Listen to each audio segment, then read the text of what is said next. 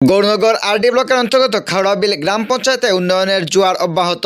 এবছরের পঞ্চায়েত নির্বাচনে খাওড়াবিল গ্রাম পঞ্চায়েতে বাম কংগ্রেস জোটের দখলে গিয়েছে। বাম কংগ্রেস জোট খাওড়াবিল গ্রাম পঞ্চায়েতে দখল করলেও প্রধানের পদ এসসি সংরক্ষিত হওয়ার কারণে বিজেপি দল থেকে নির্বাচিত পঞ্চায়েত সদস্য প্রধান নির্বাচিত হয়েছেন।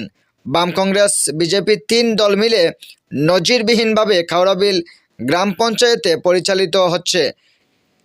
রেগা থেকে শুরু করে রাস্তাঘাট, পানীয় জল থেকে সর্বক্ষেত্রে উন্নয়নের জোয়ার বইছে খাওড়াবিল গ্রাম পঞ্চায়েত এলাকায়। খাওড়াবিল গ্রাম পঞ্চায়েতের 2 নম্বর ওয়ার্ডে রেগা শ্রমিকরা একটি পুকুর খনন করছেন।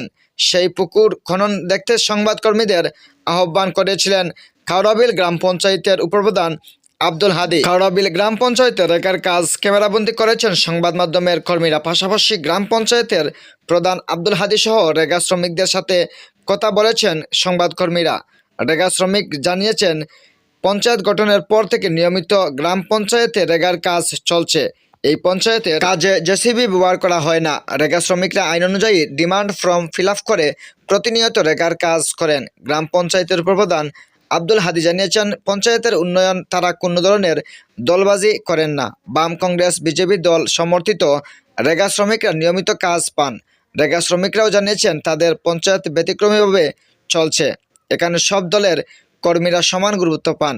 তারা পঞ্চায়েতের উপপ্রধান আব্দুল হাদির ভূয়সী প্রশংসা করেন। বলেন, দীর্ঘদিন থেকে আব্দুল হাদি এই পঞ্চায়েতের দায়িত্বে রয়েছেন। তিনি কখনো যোগ্য প্রাপকদের বঞ্চিত করেন না। আব্দুল হাদি তার বক্তব্যে আরও বলেন, পঞ্চায়েত পরিচালনার ক্ষেত্রে সব দল ওনার কাছে সমান। দলীয় কর্মসূচিতে একে অপরের বিরোধিতা চলবে, কিন্তু উন্নয়নের ক্ষেত্রে তারা কোনো চাপ পড়বে না। সিপিআইএম কর্মী শামীম আহমেদ বলেন, খাওড়াবিল গ্রাম পঞ্চায়েতে সিপিআইএম দলের 2 জন সদস্য রয়েছেন। তারাও পঞ্চায়েত পরিচালনায় সমান গুরুত্ব পান।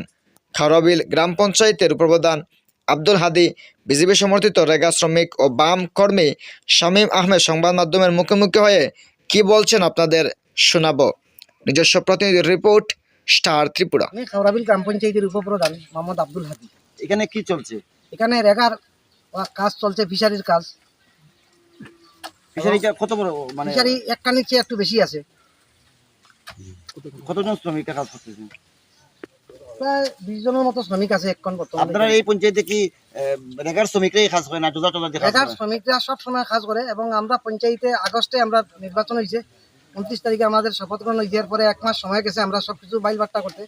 এরপর থেকে যে সমস্ত প্রত্যেকটা ওয়ার্ডে আমরা কিন্তু যেভাবে কাজ দিছি, গত 5 বছরে এরকম কোনো কাজকর্ম হয় না। এবং আমার লগে আরও বিজেপির আরও 4 জন মেম্বার আছেন, তারা সব সময় 100% সহযোগিতা আমরা সব দলের কর্মীরা, বাম, বিজেপি, কংগ্রেস সবাই সব শ্রমিকরা কাজ সব শ্রমিকরা সবাই মিলিয়েই মানে কাজ চলছে এখানে।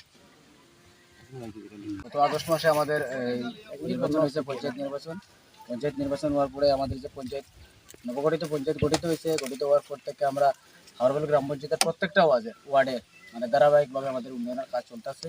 আপনারা নিশ্চয়ই সরজমিনের বিষয়টা দেখতেছেন। আমি একদম সিপিএমের ক্যান্ডিডেট, আমার মা এই নির্বাচিত মেম্বার, আমি এই ওয়ার্ডেরই। সব রাজনৈতিক দলের রেগা শ্রমিকরা কি কাজ পাইতেছে? হ্যাঁ, এখানে কংগ্রেস, সিপিএম, বিজেপি এই সমস্ত কোনো কথা নাই। আমাদের এখানে উন্নয়নমূলক কাজে আমাদের সব রাজনৈতিক দলের শ্রমিকরাই কাজ করুক, আমাদের কোনো আপত্তি নেই। আমরা কাজও করে আমরা আমরা পঞ্চায়েত নির্বাচনে জিতার পর আমাদের এখানে যারা কর্মীরা যারা আছে, সিপিএম হোক বিজেপি হোক, সবাই সাথে আমার কথা হয়েছে। এখন ডেভেলপমেন্টের ক্ষেত্রে সবাই সহযোগিতা করার জন্য এখানে দলমত আমার দেখে লাভ নাই। ভোট যখন আসবো তখন অন্য চিন্তা। এর আগ পর্যন্ত আমরা কিন্তু সব জনগণের লাগে আমরা কাজ করতে বদ্ধপরিকর। এবং এই যে ফিশারি, এটাতে 2351 ম্যান্ডিজ আছে। এখানেও আমরা এই ম্যান্ডিজের চেয়ে দিয়ে আমরা যাতে ফিশারিটা যে বেনিফিশিয়ারি আছে, এই বেনিফিশিয়ারিতে যাতে একটা মাছ চাষের জন্য যে একটা উপযুক্ত স্থান করে দিতে পারি, এটাই আমাদের ইচ্ছা।